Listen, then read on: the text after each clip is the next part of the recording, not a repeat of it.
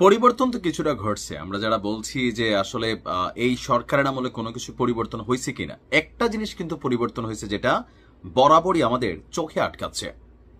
আগের সরকারগুলো যে যখন ক্ষমতায় ছিলেন, কোথাও না কোথাও সর্বশেষ আওয়ামী লীগ সরকারের আমলে কোনো বক্তব্য যদি ভুল হইতো সেটার মধ্যে কঠিনভাবে থাকতো, অথবা ধরেন একটা বক্তব্য দিলেন, পাবলিক প্রতিক্রিয়া হচ্ছে, তারা কিন্তু ওই জায়গাতে স্টে করতো। বাট এই সরকারের মধ্যে আমরা দেখছি খোদ সরকারের প্রধান উপদেষ্টা ডক্টর মোহাম্মদ ইউনূসও মাঝে মাঝে ফেসবুকে পোস্ট করেন, যেই পোস্টটাতে জনরোষানল হয় বা জনগণ রিয়েক্ট করে, সরকার তখন ভয় পায়, সমালোচনারই ভয় পায়।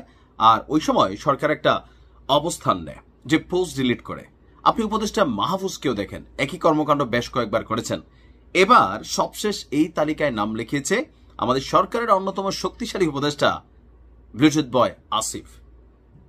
এখন আসিফ যেই কাজটা করছে সেই কাজটা কতটুকু যৌক্তিক? টোটালি অযৌক্তিক। কারণ আপনি যখন সরকারে বসছেন, আপনি কোনো দলকে রিপ্রেজেন্ট করতে পারেন না। আপনি যতই বলেন যে ভাই আমার অমুকের সাথে সম্পর্ক নাই, তমুকের সাথে সম্পর্ক নাই, আপনার কর্মকাণ্ডে কিন্তু সেটা প্রকাশিত হয়ে যাচ্ছে। আর যখন প্রকাশিত হচ্ছে, ভালো দিক হচ্ছে সমালোচনার ভয়ে পোস্টটা ডিলিট করা হচ্ছে। কি এমন পোস্ট যেটা ডিলিট করতে বাধ্য হলো উপদেষ্টা আসিফ? ঢাকা বিশ্ববিদ্যালয়ে আপনারা জানেন যে এই মুহূর্তে ডাকসুর নির্বাচন চলছে।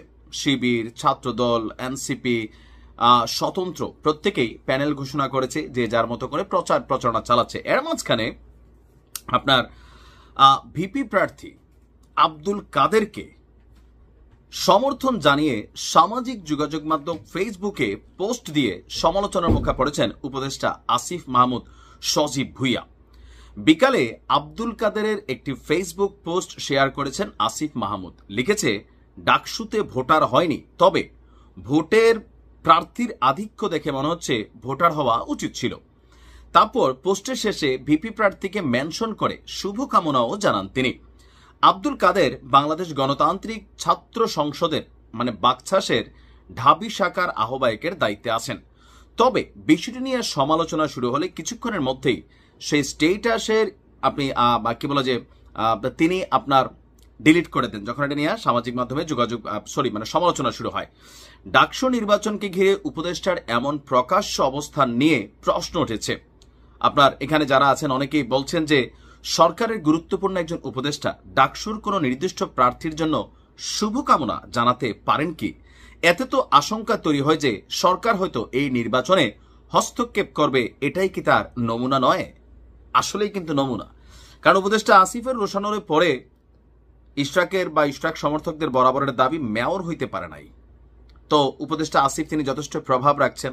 তার দুইজন এপিএস প্রেস সেক্রেটারির বিরুদ্ধে দুর্নীতির অভিযোগ আছে। এগুলো নিয়ে আর কোনো আগামাথা আমরা দেখিও না। আফ্রিদির একদম পশম পর্যন্ত কি আছে সেগুলো আমরা দেখছি গণমাধ্যমে। তো এরকম অনেক কিছুই আমরা এখানে দেখছি। তবে পজিটিভ আমরা কোনটা নিচ্ছি? পজিটিভ নিচ্ছি এটা যে ভুল করতেই পারে, যে কোনো মানুষই ভুলের ঊর্ধ্বে না। তবে ভুলটা করার পরে যখন জনগণের মধ্যে রিয়েক্ট হয়, সেই ভুলটাকে শুধরে নেওয়ার যে মন মানসিকতা ইদানিং আমাদের এই সরকারের উপদেষ্টাদের মধ্যে হয়েছে। তো এর মধ্যে ডক্টর ইউনূস, তারপর হচ্ছে এই উপদেষ্টা আসিফ এবং আরেকজন যে আছে মাহফুজ, তারা প্রত্যেকেই একই কর্ম একাধিকবার করেছেন।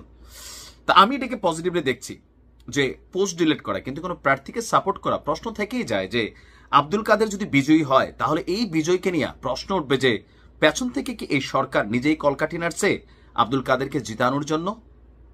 এই প্রশ্ন কিন্তু থেকে যাবে।